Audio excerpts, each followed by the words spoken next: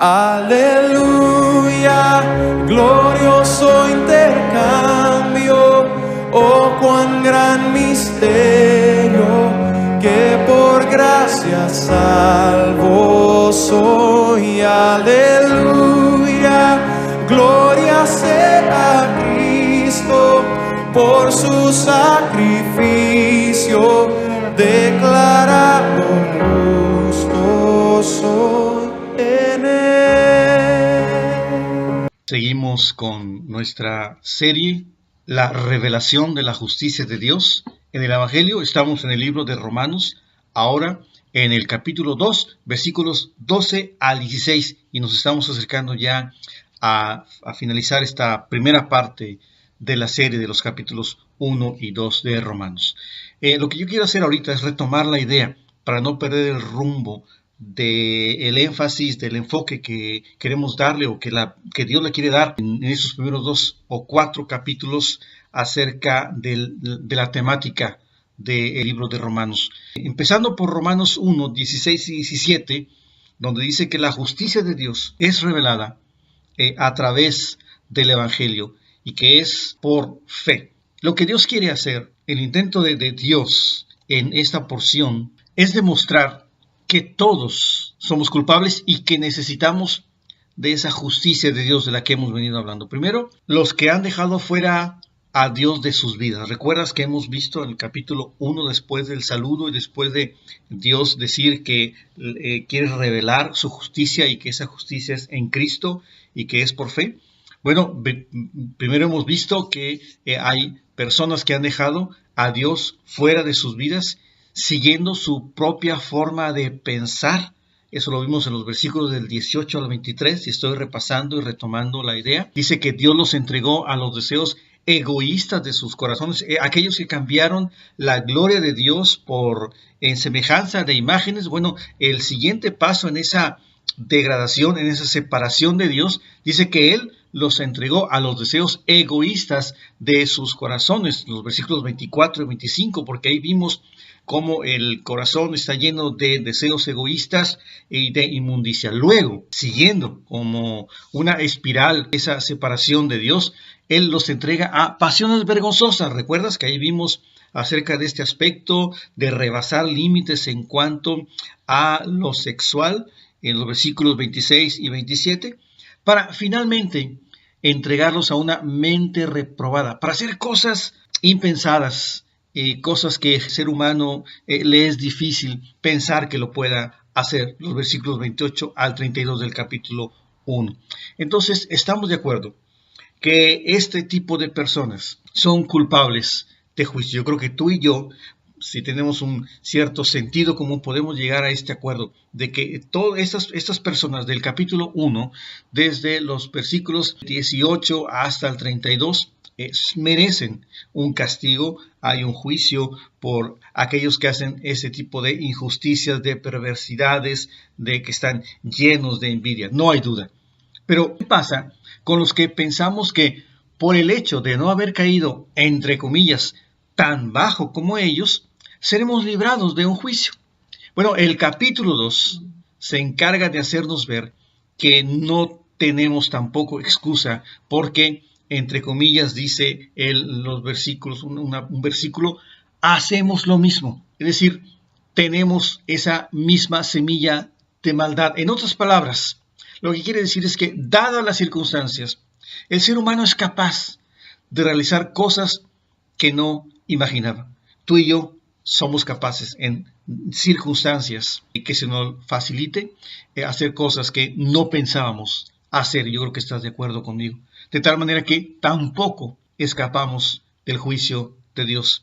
Entonces, ni los perversos, que vimos en el capítulo 1, ni los moralistas o religiosos, que vimos en la primera parte del capítulo 2, del 1 al 11, escapamos de ese juicio. Pero, ¿qué de aquellos que por alguna razón no han escuchado el mensaje del Evangelio? ¿Podrían ellos estar exentos de juicio? O en otras palabras, ¿cómo un Dios justo podría enjuiciar o acusar a alguien a quien no les ha llegado el mensaje del Evangelio o la ley de Dios, como quieras llamarle, o los 10 mandamientos. A través de esta porción del libro de Romanos, de los versículos 12 al 16, que es la porción que vamos a ver ahora, Dios nos dice que no hay excusa para nadie, porque aunque no nos hubiera llegado la ley escrita de Dios, esos 10 mandamientos a través de que Dios le entregó a Moisés, tenemos dentro de nosotros la ley escrita en nuestros corazones, de tal manera que no hay excusa, que no hay escape. Concluimos entonces que todo el mundo así queda bajo el juicio de Dios. Y eso es lo que Dios quiere demostrar en esta porción de su palabra, por cuanto todos hemos pecado y como resultado estamos separados de Dios. Y en esta porción de Romanos 2 del 12 al 16, vamos a entender que existe algo que Dios puso en nuestro interior que nos indica varias cosas. Una de ellas es que nos hace entender que Dios existe. Y otra cosa es que nos muestra lo que a Dios le agrada y lo que no. Eso que Dios puso en nuestro interior le llamamos la conciencia. Entonces, una buena pregunta sería, ¿tienes una buena conciencia? Lo pregunto porque una buena conciencia es un buen indicativo de varias cosas. Entre ellas, que Dios existe, y entre otra, que es muy importante también, que Él escribió su ley en nuestro interior.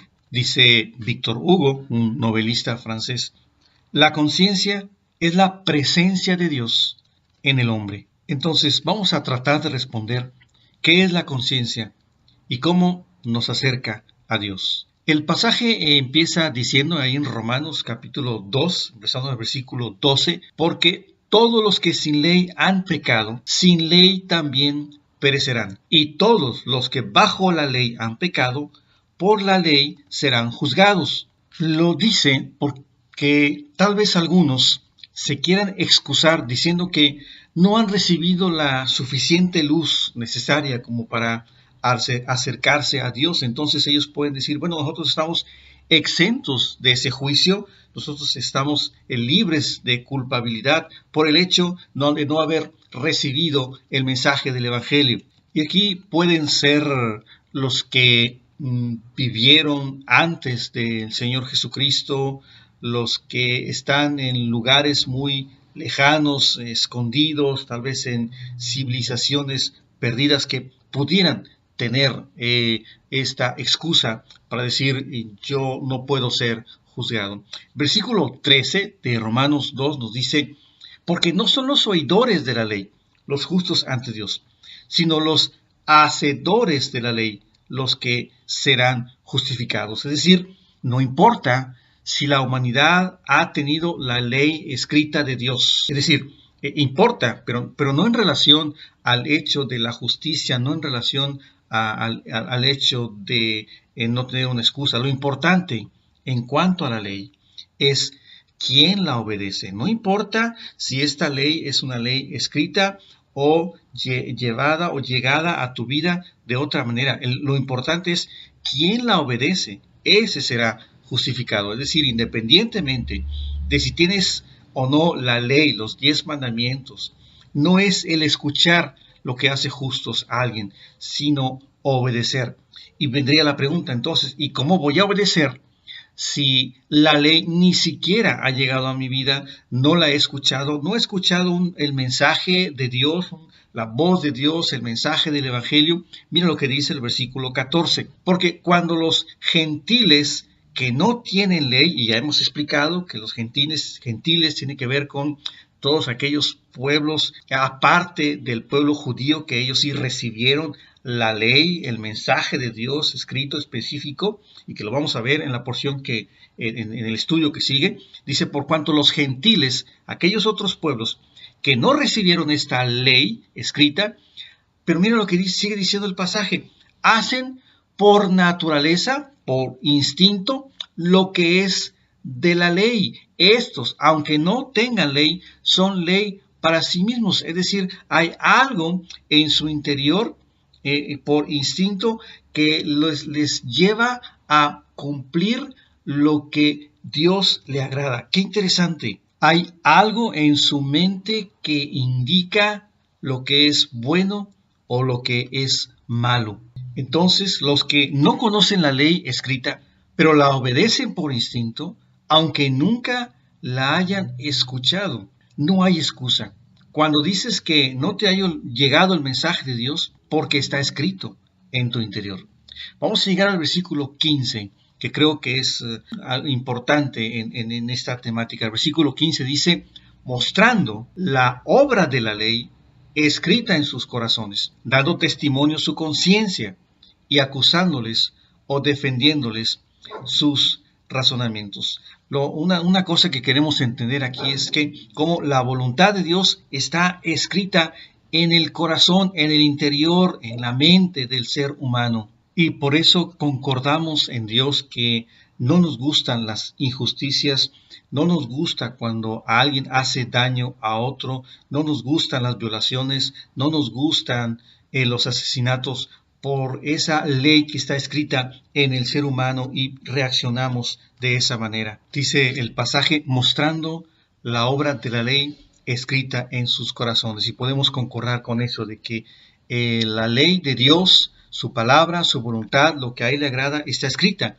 en nuestros corazones. Pero también dice el versículo 15 que la conciencia da testimonio, acusando o defendiendo con sus razonamientos. ¿Cómo da testimonio la conciencia? ¿Cómo atestigua la conciencia que realmente la voluntad de Dios está escrita en nuestra mente o en nuestro interior? Mira, quiero que me acompañes al libro de Juan, capítulo 8, y vamos a leer esta porción del versículo 3 al 11. Acompáñenme, por favor, para entender un poco más acerca de esto. Es el Señor Jesús que se había ido al monte de los olivos, luego por la mañana regresa al templo con siempre la intención de buscar a la gente, de estar con el pueblo, o más bien el pueblo buscándolo a Él, y dice que sentado les enseñaba. El versículo 3 dice, entonces, y sucede esto, entonces los escribas y los fariseos, el grupo religioso, intelectual de ese tiempo,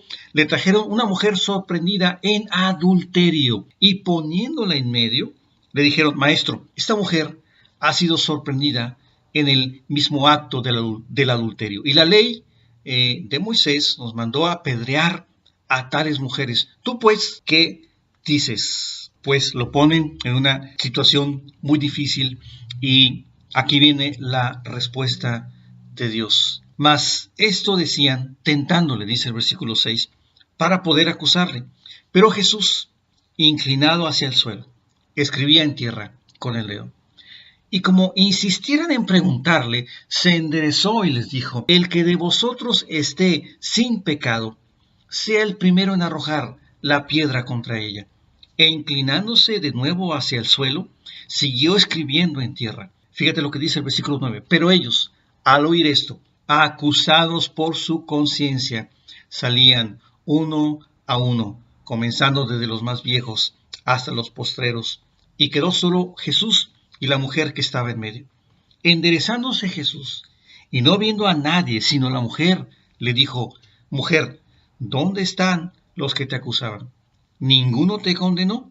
Ella dijo, ninguno, Señor. Entonces Jesús le dijo, ni yo te condeno, vete y no peques más. Dice el versículo que acusados por su conciencia, y eso es lo que hace esa voz interior, nos acusa, nos dice que nadie está sin pecado, que todos estamos bajo juicio, bajo el juicio de Dios. La conciencia, entonces, es esa voz interior que te hace sentir mal cuando mientes, cuando robas, cuando insultas o cuando agredes o haces cualquier otra cosa que no agrada a Dios. Otro aspecto que queremos ver en cuanto al problema de la conciencia es el hecho de que podemos apagar esa voz interior, esa voz que te hace sentir mal cuando haces cosas que no agradan a Dios, o también te hace sentir bien cuando cumples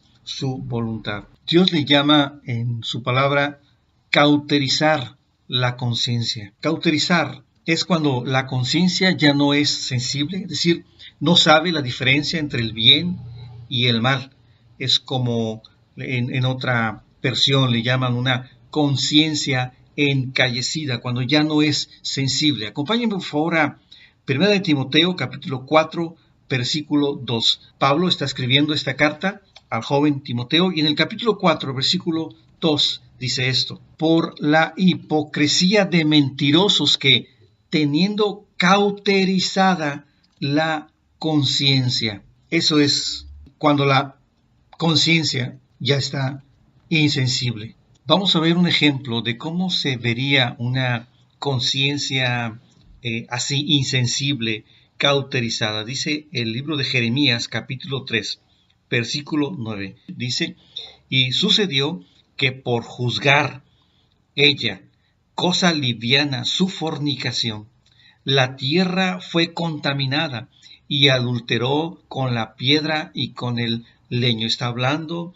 del pueblo cuando dice que juzgó cosa liviana su fornicación. Está hablando de una fornicación espiritual cuando el pueblo se va tras otros dioses. Pero aquí el punto que yo quiero señalar es cómo esa fornicación, esa fornicación espiritual, dejar a Dios, dice que ella la juzga como una cosa liviana. El pueblo juzga como algo que no tiene mucho problema el dejar a Dios, el juzgar cosa liviana, el pensar que no pasa nada si empezamos a hacer cosas que desagradan a Dios. ¿Qué importa si robo algo? ¿Qué importa si empiezo a mentir? Y entonces la conciencia se va acostumbrando a eso y ya no es esa alerta, esa alarma que nos llama la atención, que nos remuerde la conciencia cuando hacemos algo malo, porque se va insensibilizando, se va cauterizando. Así es entonces como la conciencia está dando testimonio de que en nosotros está escrita la ley de Dios, la palabra de Dios. Para terminar, el versículo 16 dice: en el día en que Dios juzgará por Jesucristo los secretos de los hombres conforme a mi evangelio. Se acerca ese día en que Dios juzgará por medio del evangelio, por medio de Cristo, la vida secreta de cada uno de nosotros. Tener la conciencia tranquila, decía un autor, de no haber cometido faltas graves durante la vida, es lo que puede proporcionar mayor satisfacción en la vejez. Yo te preguntaría, ¿hay asuntos que la conciencia te sigue recordando, que debes de tratar de cerrarlos, de manejarlos correctamente? Tal vez sean esos pendientes con tus hijos, con tu esposa, con tu esposo, algo que hiciste en el pasado y que no te deja tranquilo, y que de vez en cuando la conciencia lo trae a tu mente, a tu memoria, y tal vez no lo hemos manejado correctamente. A veces son inútiles los esfuerzos que hacemos por acallar, por callar nuestra conciencia. De vez en cuando te asalta ese remordimiento. Un remordimiento es esa inquietud, un pesar interno que queda después de realizar lo que se considera algo malo. ¿Cómo manejar correctamente lo que tu conciencia te está molestando o recordando? Déjame contarte una historia. Se suele decir que, y hay esta frase, el tiempo sana todas las heridas. Puede que el tiempo sane las heridas, pero no las de la conciencia. Hace varios siglos en Escocia, dice la historia, cuando robar ovejas era un delito de muerte, un delito capital, un agricultor denunció el robo de varias ovejas. Para atrapar al ladrón, las autoridades pusieron 2 policías para vigilar. Una noche observaron a un hombre que se acercaba. Justo cuando llegó al lugar donde los policías se escondían, se volvió y echó a correr, pero lo atraparon. Fue juzgado y condenado a morir. El hombre insistía en su inocencia y el juez le preguntó: si de verdad eres inocente, ¿por qué te echaste a correr? El hombre rompió a llorar y dijo entre sollozos: hace 20 años Maté a un hombre en ese sitio, en aquel lugar.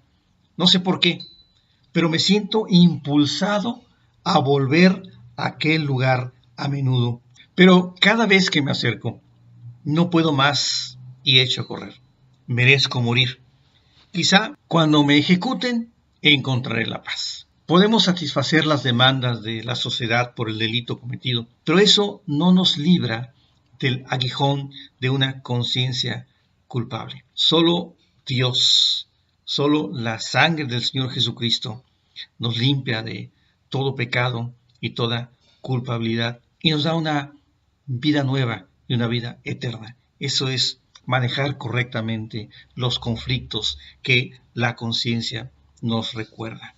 Entonces, para concluir, lo que tratamos en este pasaje de entender es que no hay excusa para nadie. Tanto los perversos como los moralistas y religiosos, los que han escuchado o los que, no han escuchado el Evangelio, todos somos culpables ante Dios y necesitamos de su justicia para librarnos del juicio. Entonces, primero reconoce que tienes la voluntad de Dios escrita en tu interior. No hay excusa si tú dices que no has escuchado el Evangelio, que no has escuchado el mensaje. Ahí está tu conciencia para recordarte, para decirte que hay cosas escritas en tu corazón que están de acuerdo a la voluntad de Dios y que cuando traspasas esos principios, esos valores escritos, tu conciencia te empieza a recriminar y a decir, esto que hiciste no es correcto. Entonces podemos entender que hay Dios y podemos entender que su ley está escrita en nuestros corazones. Para ti, que tú ya has aceptado, reconocido esa justicia de Dios cuando reconociste que eres pecador y que el Señor Jesucristo murió en tu lugar, yo te pido que sigas alimentando tu espíritu, tu mente, con los pensamientos de Dios, con la palabra de Dios. De esa manera le ayudas a tu conciencia a guiarte, a dirigirte, cuando tu conciencia es guiada por el Espíritu de Dios. ¿Y cómo le das herramientas a la conciencia para que siga trabajando así? Llena tu mente con los pensamientos de Dios, esos pensamientos que están en su palabra. Bueno, seguimos adelante con esta serie. Estamos a 2 estudios de terminar. Ojalá nos sigas acompañando mientras revisa, aplica estos principios a tu vida, esta enseñanza, y nos vemos la próxima semana si Dios lo permite. Hasta luego.